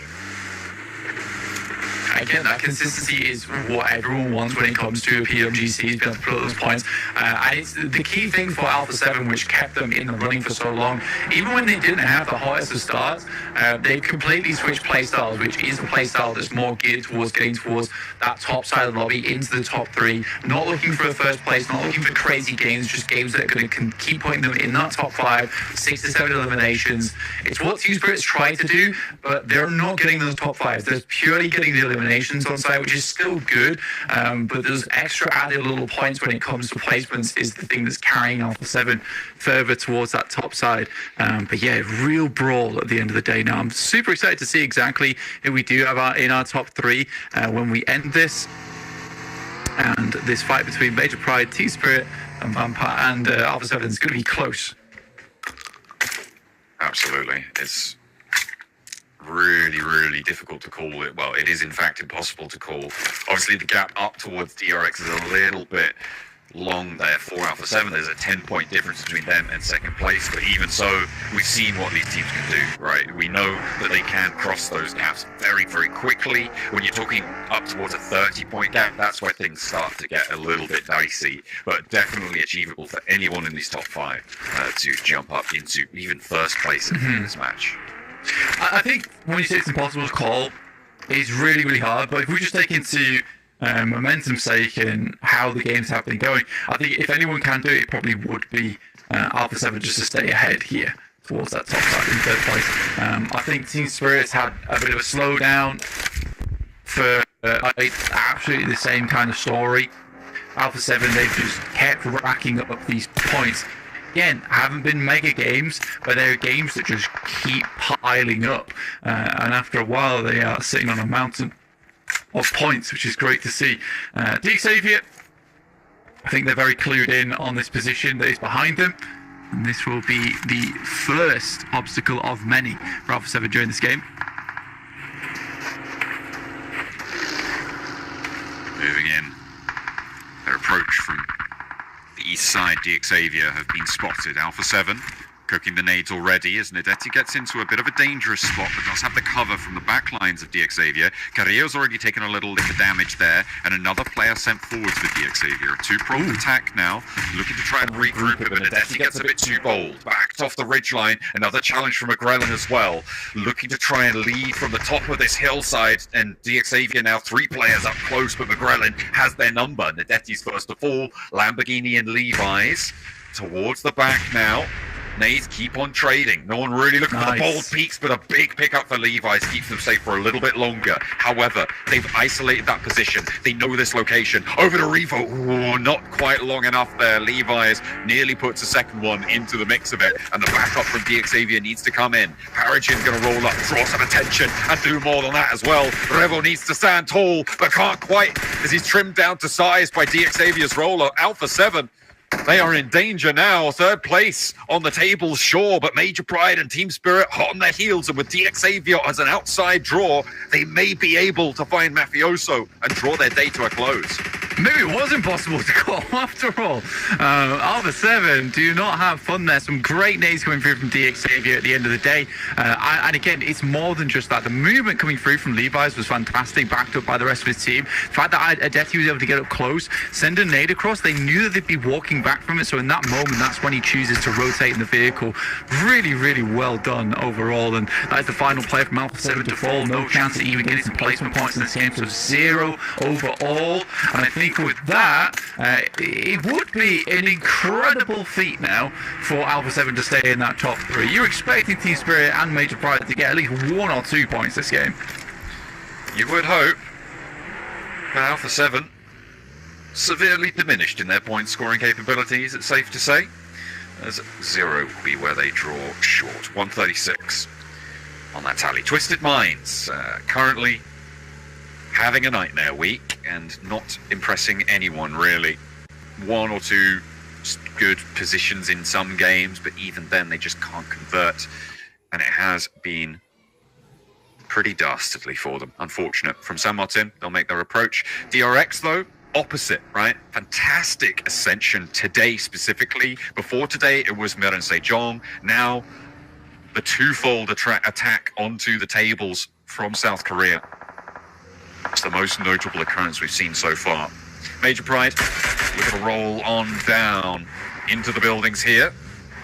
Not going to slow down either. They make their way on in. All 4 of their players alive. And great news for them. Get to a position like this. This will do for now. It's pretty central as well. I think a few of the teams would like this position, so they might have to fight for it a little bit. But again, that spot on the map does hold quite a few teams. Team Spirit typically doesn't play the most amazing from this position. You'd laugh considering it's directly next to their drop spot, but I haven't seen many good games where Team Spirit's able to get a central spot, play off the back of it. Hopefully this is a game where they can prove us wrong for the sake of their table. They are 3 points behind third place, right? And that is a direct qualification spot, which is the most important part of getting up into that top 3. Sure, you're looking good to maybe take one of the top spots if you finish at the top of the survival stages, but Team Spirit die in survival stages. It is not a friendly environment for them. Historically, they have suffered when pushed to that limit, and getting up into the top 3 would be such a relief for them. Lock that one away. That's what they're chasing. See if they can do it. For DRX and Miren Sejong, it will be a wonderful feat for them as a region. In terms of South Korea having 2 representatives already directly into the grand finals. So good. Miren Sejong on their rotate now. This is down towards the southeast side. They've been looking to move past Los Leones. I think they are heading further down towards the south and cutting in potentially past Chumacera. I mean, it's not a bad decision. You get some of the high ground on the backside of Chumacera as well, which does enable you to actually get some good scouting done. And next circle shifts back up towards Picardo. Oof, real difficult terrain here. High ground down towards that south side that looks over towards Picardo, but Inco towards Vampires, controlling over towards that position. Can comfortably hold 2 teams though, so it's not like these 2 squads are going to want to get into anything too scrappy too soon. I feel like I haven't seen a Picardo finish in a long time. I mean, we talk a lot about how hot drops there are absolute trash strat, but a late game finish, I mean, I haven't seen it for a long time. It's more Los Leones that you see. Team Spirit trying to hold off this push from BTR, seemingly going to rebuff Leon away. They're going to be neighbors once more, but look at the off-angle shots coming on through. BTR really suffering. The approach comes in from Inco as well, so further up to their north, and it's really tough stuff to get on into Picardo. No one's moving in for free. Up to the arena there, and Inco just about get past. 3 players alive, but they will survive for the time being. Yeah, 5 teams, by the way, inside of Picardo right now.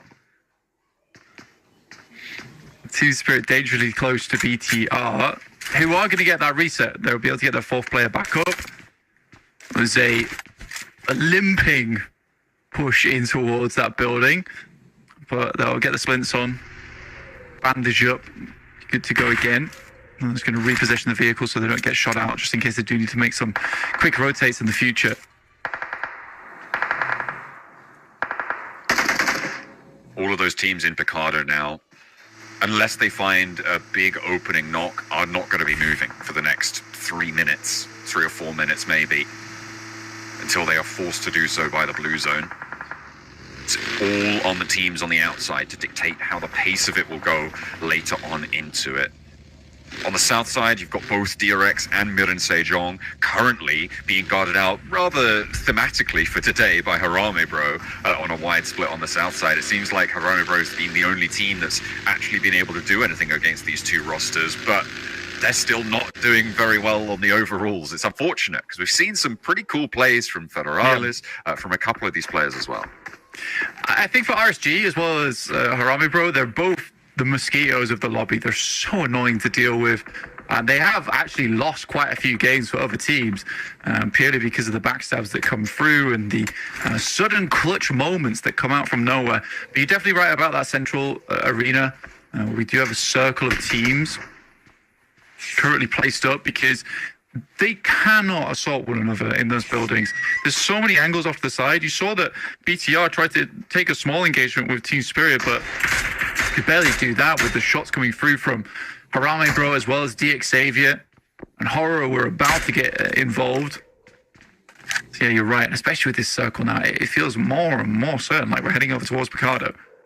There are 2 apartment buildings in the middle of Picardo that have not been taken right now, Blanca, and I wouldn't be too surprised to see a team just try and last-ditch attempt, send it, lose 2 players, and take up one of the floors in these central apartment blocks. In general, there's a shell on Picardo right now, and it's yet to be cracked. It's tough to even do that. Getting that information of which buildings are occupied and what aren't, I think at this point in time, you have to make this assumption that, look, it's all taken. I mean, Loops have made this crossing over towards the eastern side. That'll do for now. They did take casualties doing it. They got Rafina in the backlines who does need to regroup with them.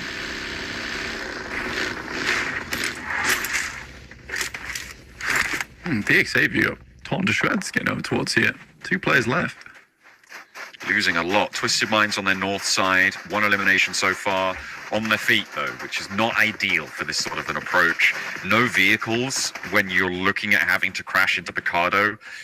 I feel like Twisted Minds are out of this one, kind of already. Yeah, they are stuck on the western side.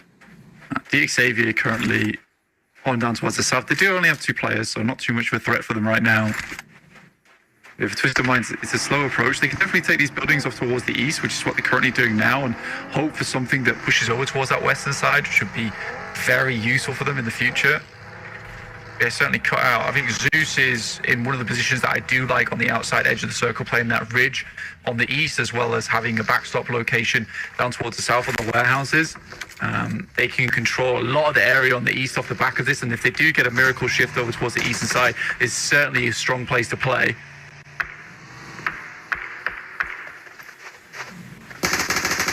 RSG wanting to move up and be bothersome to Zeus on the east side. Difficult ridgeline to get across here. With De Muerte having off angles from that north side, may be able to peek 1 or 2 of these players as they try and crest the ridgeline, but there's a lot of terrain in the way on the north side of RSG. The regroup for Zeus down to the south, back to their compound. I mean, they're not overextending here. They are very, very wary of their east and their north sides. They're more willing just to chill out in their compound and allow the other teams to play their game. Rob's just found a Detty, actually, as they make their way in here, but Lord getting knocked out, that's unfortunate. Levi's around the side. This guy is a nasty player to come up against. I'd probably say this guy's their best fragger. Good Molotov, but the peek around the side is caught off guard by Coops. They will be able to get Lord back up again. You're right, yeah, Horror off in the distance, working their way on over. Maybe a little roll up here, but it's a little bit too late to take them on fully. Twisted Minds, I mean, now that they have managed to take this position, DX Xavier did have some buggies. You can see them sort of littered around.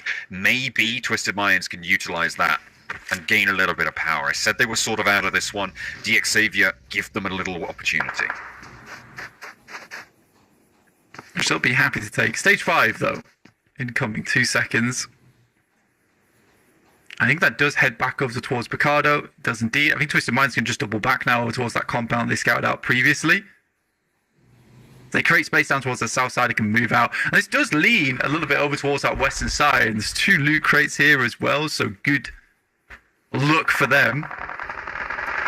Yeah, absolutely. It does keep that hilltop in as well. There's a couple of plateaus that Demuete can shift over and look to play. Meanwhile, though, on the approach, it's RSG making a crash. This is the hard shell of Picardo, and it's too much for RSG. I mean, this is one of the teams that likes to hot drop here early on, remember, playing them and Inco both. Inco have made their way back in. RSG, not so lucky. Anyone on the southeast approach, I think, is done for. RSG, the first to go. Zeus will have to make that move. I said anyone. MSJ on the south side, maybe they can make it work. It has to be a crash. That's really the only option for a lot of our squads. I still don't think that people have realised that the northern compound of loops is free and available. I think that you're assuming you don't want to stay outside for too long, but there's Maroon Sejong actually rotating behind Zeus, and they're like, what is going on here? Where did these guys come from? Oh, Jason, yeah, he can't quite find the opening there. The window closed just a little bit too slow. Pushed up towards the foothills of this Zeus compound, was allowing his team to leapfrog behind him and sacrifices himself to allow MSJ access to the east side of the map. My question is, where are they looking to go from here? Because this is part of a plan. It's not their end goal, so where is stage 2 of this rotate? The main option for them here is maybe to move up over towards, like I said, where currently Loops is on that northern compound. They do have Nino, though, passing over towards that position. This is certainly a playable spot, and they could rotate potentially over towards that northern side. Nasty long-range shot there coming through from Twisted Minds over towards Team Spirit. Again, they can't push it, and Inco will find Doran off the back of that one. Team Spirit should be able to get that res, but in the meantime, on the southwest, it's DRX versus Aura. A knock going either way, but the nades keep on going in for DRX, and that's looking nice for them. A re-smoke on the Kaxei's position. Could be worried about Harame Bro across on that eastern side. Their approach is dangerous. The shots are coming on in. Hyunbin, Kaxei both down. Whilst Horror are suffering, they've taken another knock. There is an approach from Harame Bro. A knock going either way yet again. Soez is there trying to keep things together for them, but everybody's suffering, and it's the Mosquitoes who are drawing blood from Horror and from DRX. I mean, they found an opening and an opportunity, and they're going to seize it as fast as possible. A lot of teams are actually quite happy that DRX is going down early, and Maroon State Jung's not in the best position. It still opens up things for tomorrow to leapfrog over the top of them. Pick up first or second place. Effects down of BTR. They consistently keep taking casualties over on that western side, peaking maybe a little bit too much. That is unfortunate. Our top spot, DRX, they have managed to get 2 eliminations. They beat out the tiebreaker right now with Mirin Sejong, who have found a little bit of safety, but that is where DRX will stop. 148 is the mark for the top spot right now, and MSJ, with any point, a placement or an elimination, will take that from them. But that's not to disparage major prize opportunities here. They are in Picardo. They were one of the few teams that have been able to make that work. And the fact that Twisted Minds compound on the west is still in, kind of crazy. Yeah, they'll be allowed to live for a bit longer in this game. I think for Major Pride, it's actually a very strong spot for them because they have these multiple levels.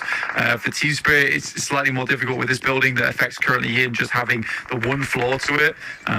If it does come down to how is Mirin Sejong here? What? I mean, I was expecting a team to send in towards these apartment buildings to get straight into the middle. I didn't expect it to work. They are dead central. This is one of the most unacceptable rotations I've ever seen. Look how calm Final is. He's like, yeah, that's what we do. They sent in between Vampire and Loops from the eastern side. They just got a big approach. I mean, I guess Vampire were more worried over towards the north side with the Muerte making moves. They just weren't taking the lookout that direction. Kind of crazy. Harame Bro trying to make an approach, and Twisted Minds doing work. They're on 6 eliminations now on the west side, Blank. They're cutting broke down. I think it's good for Twisted Minds because they want to control more of this western edge. Here's Major Pride, though, able to take down Zeus as they assaulted the building. 6 eliminations now for this team, cementing themselves in a very strong position. It is all right for the time being, but they're right on the south side. Not very central. Team Spirit a lot more central. And you're talking about teams that could chase them, right? They are very close on those tables. Mirror and Sejong as well, closer to that middle area. The worst part of the deal for Mirror and Sejong, sure, they get through, they keep 3 players alive, but they are fully surrounded. Team Spirit have an open flank, so do Major Pride. There are options for rotates away from Picardo should they look to take them. Yeah, they just have to sit still. I think the reason that Mirror and Sejong is able to do this is because they rotated so far out on that eastern side. Good shot from Minko. And then got over towards the stitch. They were able to hide all their vehicles and all their players. They waited just until the circle was about to push them in and then sent through. So I think the Vampire as well as Loops had absolutely no info on that rotate coming through from that eastern edge. It's a very well done play. Pretty much just playing more of this stealth gameplay. And whilst he may not appear on the numbers for this match, Jaesuk really a big key factor for it. Oh, unfortunate rundown on the ammo there for inactive. May allow Pusher to get back up here, actually, if they can get the cross. But absolutely, Jaesuk is pivotal in making this rotate. He was able to suppress and draw attention from the team out on the east. I can't remember who that was. I think it may have been Zeus or Major Pride. Not too sure, but it definitely was very important to allow MSJ to move in behind him to get that flank. So this is a big credit to Southwest Shift, keeps Major Pride in, keeps Team Spirit in. The west side of Picardo getting a little bit better now. Team Spirit hyper central. This is a game for them. Right? This is their game. This is where they really need to pop off. They know better than anyone that survival stage is not where they want to be. Getting into towards the top 3 right now with DRX out, Mirror and Sejong on 0 points. For them staying in that conversation for tomorrow is really important. I think for the mental game as well, ending the day in top 3 is so essential. Twisted Minds, now they are being punished. This Northwest compound, I mean, they've been sort of dead men walking for the last 2 circles. Helped out a little bit in survival time, but 9th place. 7 eliminations, though, so probably one of their better performances over the course of these games in Group Yellow. But where do they go? There's a little opportunity maybe to swing down to the south towards that road, get a little bit of terrain cover, but they have to make that approach. It looks like instead they're going for a full frontal crash here, and Lord's already down, Coop's next to fall, everybody is divvying up Twisted Minds as Doran makes it to some sort of cover, but the rest of the team, they are on their knees right now, begging for mercy, and none will be given to them. Yeah, it's a really horrid approach here for Twisted Minds because everyone sees them at potential points. That's exactly what they are here. They are just potential points of squads. Knock over towards Loops from Team Spirit as Muerte breaks away from their position. Nice. Points to get yoinked again. To Muerte. Oh my goodness me. Major Pride. I mean, they're up to 6 eliminations, but everybody is just volleying fire up to this north side, and it's teams getting trimmed away by the circle here, and everybody trying to split the difference on this. Doran on the outside is actually fairly safe here. Nobody can push out towards him. He's not really in nade range, and you need to keep those nades anyway. So if he just keeps his head down, he can survive pretty late into this one. I get that Lepar was trying to get the nade off, but it was very dangerous to be moving out of the zone like that, out of the building, on towards that ridge side. It's very visible by a ton of other squads.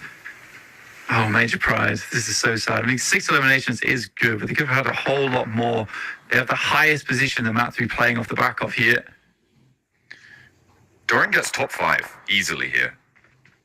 If he just stays alive, right? He just stays down. Nobody's moving out that way except for, and it's Vampire to move. It is Loops to move. It is Inko to move. Major Pride to try and hold, but on the top floor, Becca gets spotted. Evo Station has to heal, and this is dangerous now. And Nate in nearly finds it from the ground floor. The little drop down there for Becca allows him to get rezzed as well. But Inco are making moves. Vampire trying to slow them down. A big nade into the mix of it. Doesn't quite find an active on the knock. Juancho as well. Nenobete now up and into the mix with BTR. Juancho to back him up, but Inco leave one trapped back.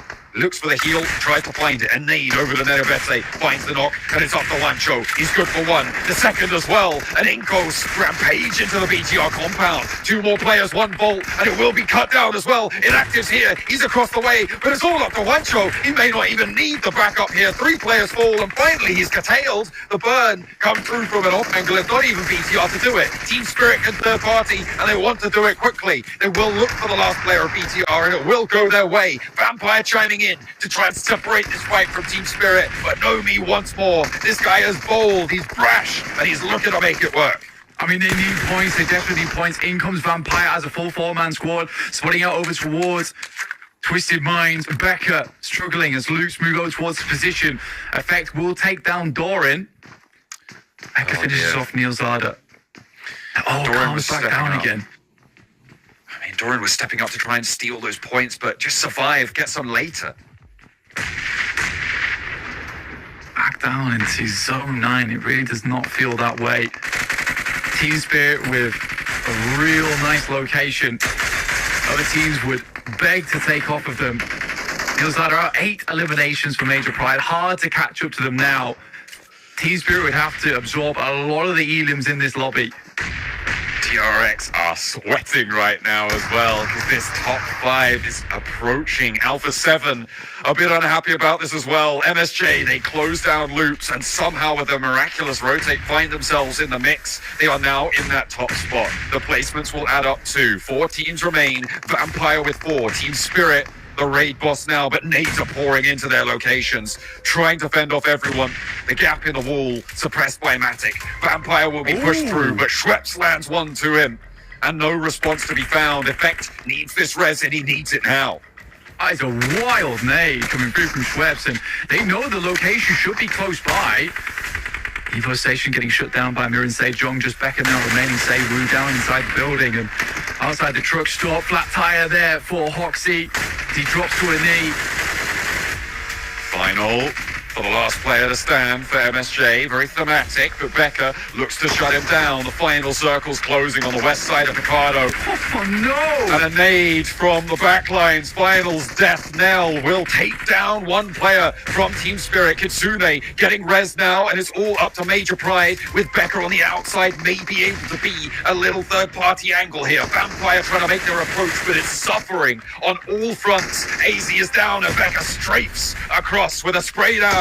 Looking to try and find a knock, and Team Spirit look to stay alive. Vampire approach, looking to descend onto this position, make their ascendancy up the tables. Becca holds the corner, they're up into the wall. He steps back in, Team Spirit not taking the shot. Stone goes down, and a 180 from Becca to make a magnificent play. But Team Spirit now, the last team to stand in the way of it, all in the middle, all weathering the storm. They want to get up into the top 3 to close down their third day. Out go Major Pride with Becca the last to stand. The door swings open, and it is Team Spirit to stand tall. The west side of Picardo shut down, and they stay alive to the final moments.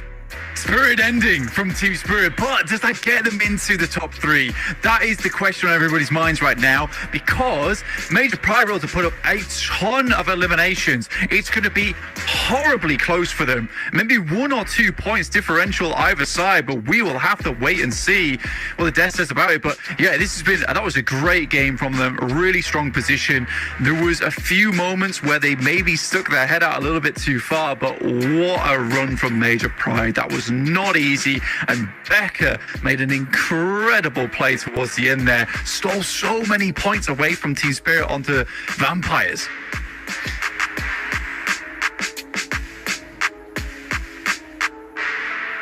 I don't know what the hell that match was, but Team Spirit come out as the victor. I think we had 7 teams at one point sitting in Picado in close proximity of each other.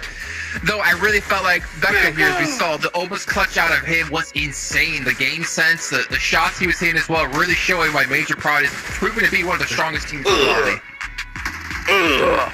Dude, oh my gosh. You just saw the faces on Vampire. They were so pissed, dude. They thought they had that one in the bag. I thought that they had one.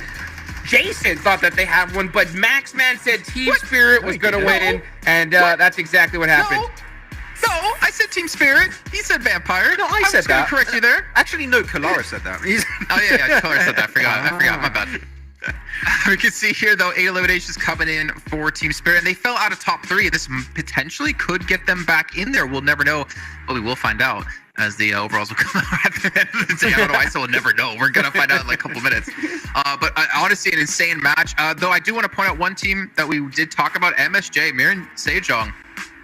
How did they get into Picado and to do with 3 players, but they potentially could have had 4? Like that could have been a completely different game. Well, Jason, I'm happy you're bringing up that question because I looked back on the map feed to see how they got there, and I still don't know. Thanks, Max. That You're welcome. really dramatic.